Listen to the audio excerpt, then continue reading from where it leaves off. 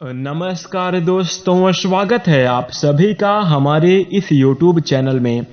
इस वीडियो में हम आपको बताने जा रहे हैं साल 2021 का पहला सूर्य ग्रहण 10 जून 2021 को लगने जा रहा है। तो यह सूर्य ग्रहण कैसा रहेगा, किस प्रकार के परिणाम देखने को मिलेंगे, सूर्य ग्रहण से जुड़ी हुई सभी महत्वपूर्ण और खास बातें इस वीडियो में हम आपको बताएंगे। जैसे सूर्य ग्रहण कब लगेगा, सूर्य ग्रहण की समयावधि कब से कब तक रहेगी, सूर्य ग्रहण लगने की वैज्ञानिक वजह क्या है, सूर्य ग्रहण लगने की धार्मिक मान्यता क्या है, सूर्य ग्रहण कहां कहां पर दिखाई देगा, क्या होता है सूतक काल, सूर्य ग्रहण का सूतक काल कब से प्रारंभ होगा, सूतक काल के दौरान आपको कौन से कार्य नहीं करने चाहिए, सूतक काल के दौरान आपको किन बड़ी बातों का ध्यान रखना चाहिए, कौन से कार्य आपको करने चाहिए, गर्भवती महिलाएं क्या करें, कौन सी सावधानी रखें, इसी के साथ सूर्य ग्रहण के बाद आपको क्या करना चाहिए, इस वीडियो में हम संपूर्ण जानकारी प्राप्त करेंगे। तो दोस्तों, यदि आप सूर्य ग्रहण से जुड़ी हुई कोई भी जानकारी प्राप्त करना चाहते हैं तो आप इस वीडियो को ध्यान से अंत तक जरूर देखें। सूर्य ग्रहण से जुड़ी हुई इस वीडियो में संपूर्ण सत्य और सटीक जानकारी रहेगी, जो कि आपके लिए बहुत ही लाभकारी रहने वाली है। इसलिए ध्यान से अंत तक अवश्य देखें, मिस ना करें। आइए जानते हैं। दोस्तों, साल 2021 का पहला ग्रहण चंद्र ग्रहण हुआ था, जो कि पिछले महीने यानी कि मई में लग चुका है और अब जून में साल का दूसरा ग्रहण लगेगा और साल का पहला सूर्य ग्रहण लगने वाला है। सनातन धर्म में सूर्य और चंद्र ग्रहण को अशुभ घटना माना जाता है। ऐसे में हम आपको बताने जा रहे हैं सूर्य ग्रहण से जुड़ी हुई कुछ खास और महत्वपूर्ण जानकारी, जो कि आपके लिए बहुत ही लाभकारी रहेगी। तो इसलिए आप इस वीडियो को ध्यान से अंत तक अवश्य देखें। आइए जानते हैं। ग्रहण शब्द आया है तो सबसे पहले ग्रहण के बारे में जान लेते हैं। दोस्तों, चाहे वो सूर्य ग्रहण हो चाहे चंद्र ग्रहण हो, जब भी ग्रहण लगता है तो ऐसे में मान लीजिए जैसे सूर्य ग्रहण लग रहा है तो जो इस संसार को रोशनी और ऊर्जा प्रदान करते हैं उनके ऊपर ग्रहण लग रहा है, यानी कि समस्याएं आ रही हैं। और जो इस संसार को रोशनी और ऊर्जा प्रदान करते हैं, जब उनके ऊपर कोई समस्या आएगी तो पूरे संसार के ऊपर गहरा प्रभाव देखने को जरूर मिलेगा। तो ऐसे में जब कोई ग्रहण लगता है तो पूरे वायुमंडल में नकारात्मक शक्तियां बहुत ही ज़्यादा हावी हो जाती हैं, नेगेटिविटी बहुत ही ज़्यादा फैल जाती है। तो ऐसे में कई सारे गलत और नकारात्मक कार्य होते हैं, जो कि समाज के लिए ना तो उपयोगी होते ना ही लाभकारी होते। तो ऐसे में आपको विशेष रूप से बचकर रहना चाहिए। और यदि आप सूर्य ग्रहण की नकारात्मक शक्तियों से बचना चाहते हैं तो यह एक कार्य अवश्य करें। दोस्तों, आप अपने मन में किसी भी भगवान का नाम जरूर जपते रहें, ध्यान करते रहें। जी हाँ दोस्तों, धार्मिक चीज़ों को सुने, धार्मिक कार्य करें, तो ग्रहण की समयावधि में आप वायुमंडल की नकारात्मकता या निगेटिविटी से आप बच जाएंगे। आपके जीवन में श्रेष्ठ और बेहतर परिणाम देखने को मिलेंगे।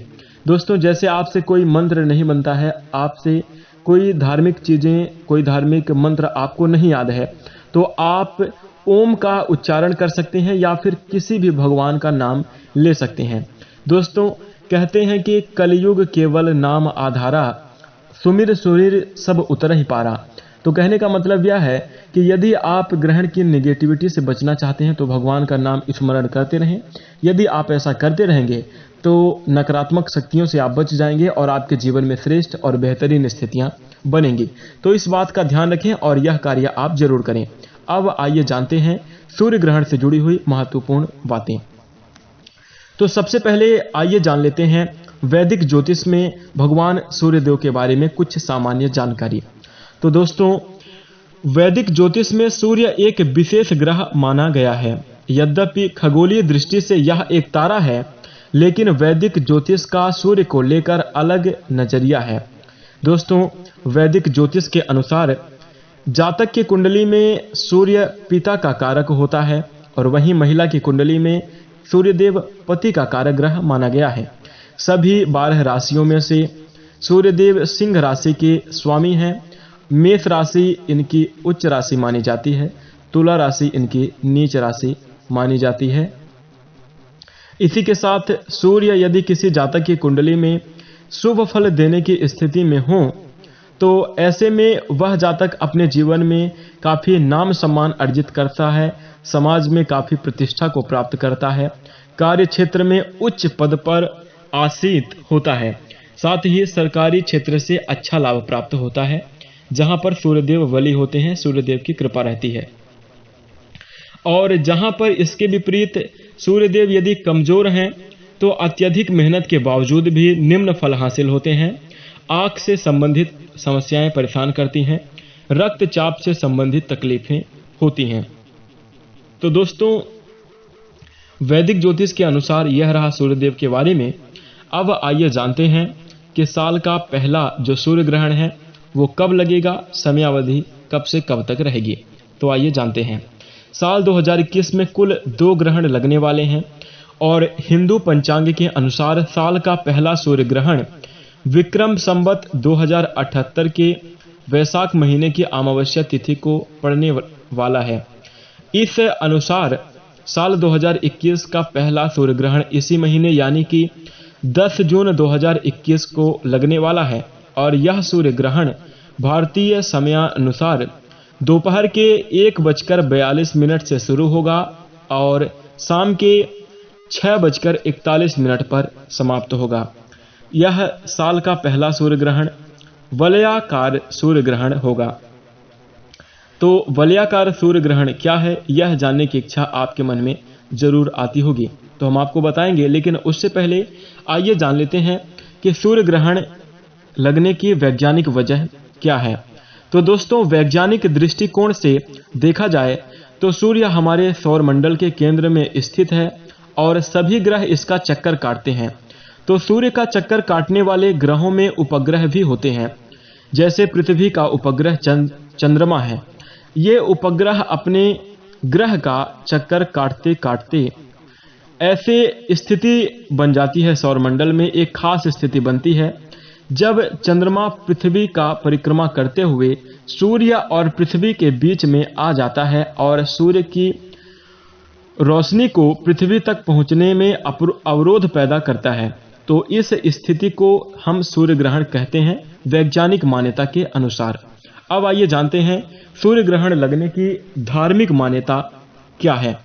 तो दोस्तों, पौराणिक मान्यताओं के अनुसार सूर्य ग्रहण का संबंध समुद्र मंथन से जुड़ा हुआ है, जिसके अनुसार सूर्य और चंद्रमा ने भगवान विष्णु को इस बात की जानकारी दे दी थी कि देवताओं के बीच जब समुद्र मंथन हुआ था तो वहां से अमृत निकला था और अमृत जब देवताओं के बीच में बंट रहा था तो उसी समयावधि में एक असुर स्वरभानु ने भी वेश बदलकर यानी कि भगवान का रूप धारण करके अमृत पान कर लिया था, जिससे रुष्ट होकर भगवान विष्णु ने अपने सुदर्शन से स्वरभानु का धड़ से जो है तो शीश अलग कर दिया था।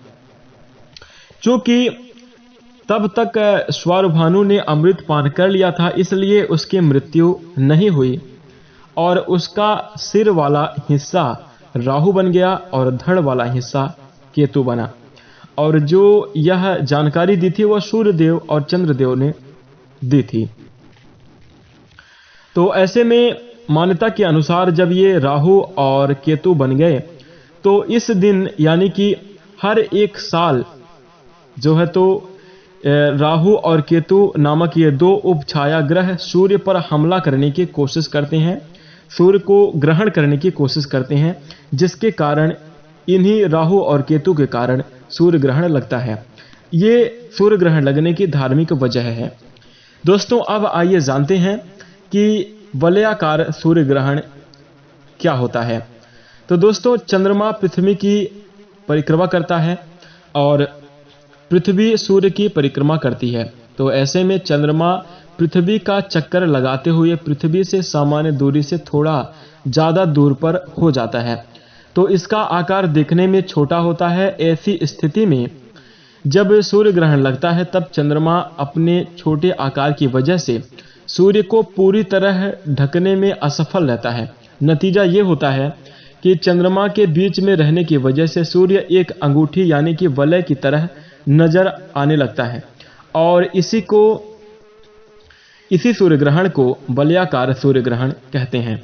दोस्तों अब आइए जानते हैं कि ये जो सूर्य ग्रहण है साल 2021 का पहला सूर्य ग्रहण कहां कहां पर दिखाई देगा।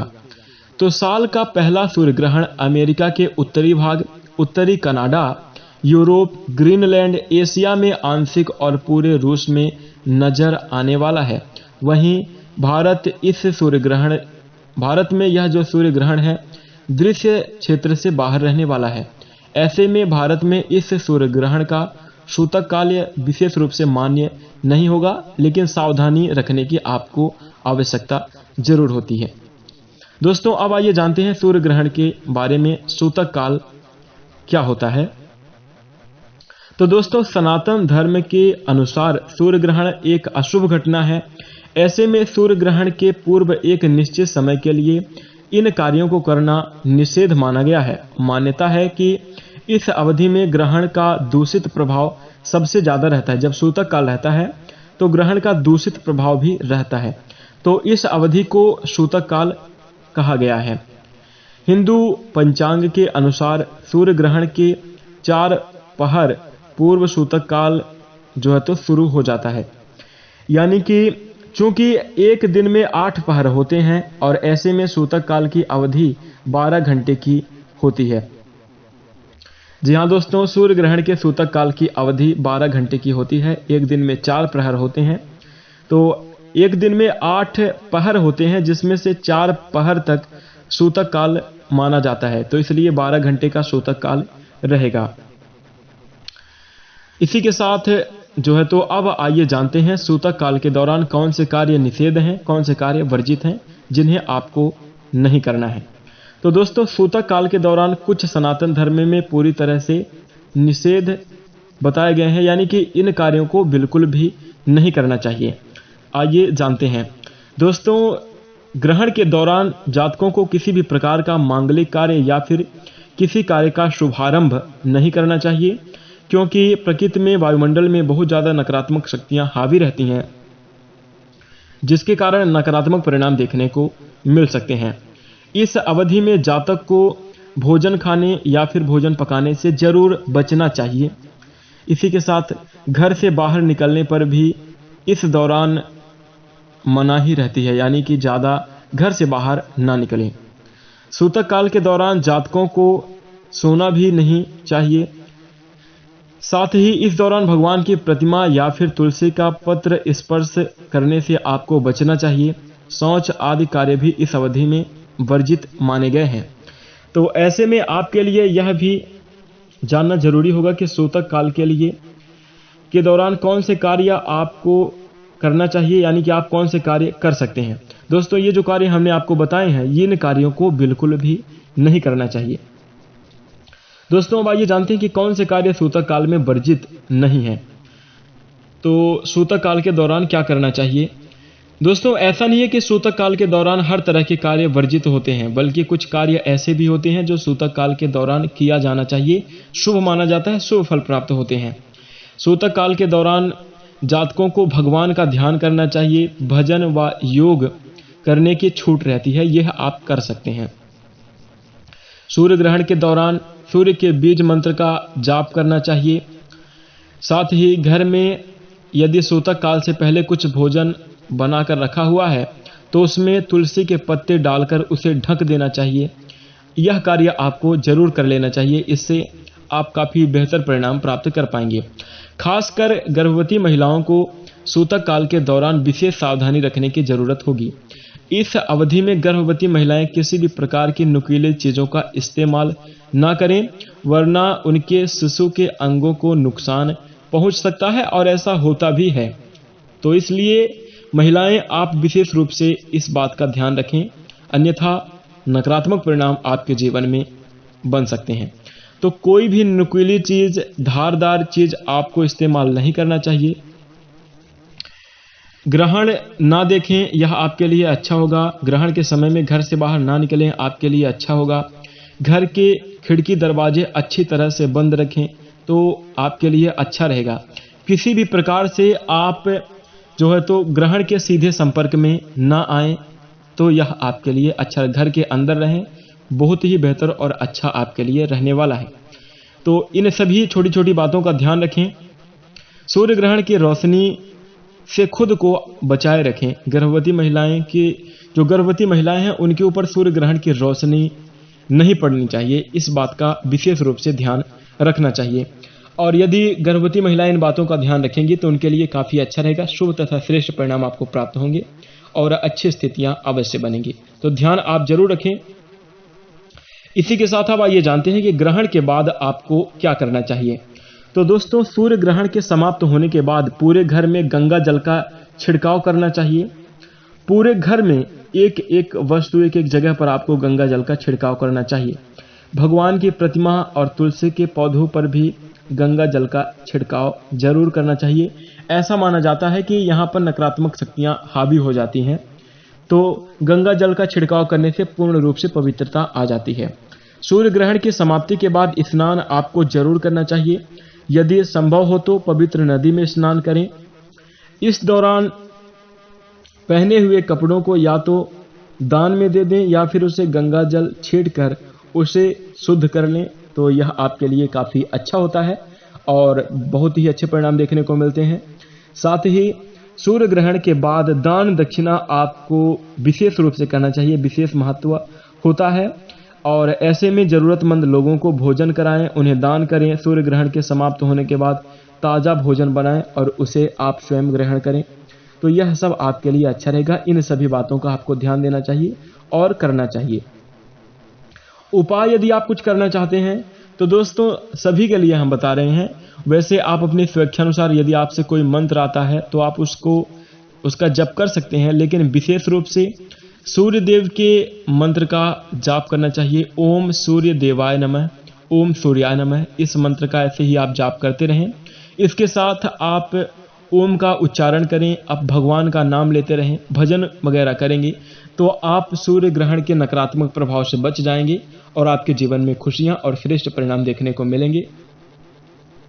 गर्भवती महिलाएं इस समयावधि में सिर्फ जो है तो भजन करती रहें, भजन सुनती रहें, भगवान का नाम लेती रहें।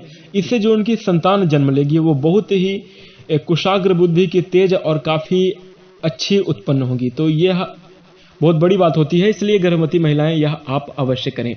इसी के साथ आशा करते हैं कि आपको यह संपूर्ण जानकारी जरूर पसंद आई होगी, इसलिए आप इस वीडियो को लाइक कर दीजिए। यदि आप हमारे चैनल से जुड़ना चाहते हैं और हमें अपना प्यार देना चाहते हैं तो चैनल को सब्सक्राइब कर लीजिए। इसी के साथ हम अपनी वाणी को विराम देते हैं। नमस्कार, जय शनिदेव। ओम सूर्य देवाय नमः। आदित्यंस नमस्कारम ये कुर्वन्तु दिने दिने आयुः प्रज्ञाबलं वीर्यं तेजस्वी तेषां च जायते। धन्यवाद।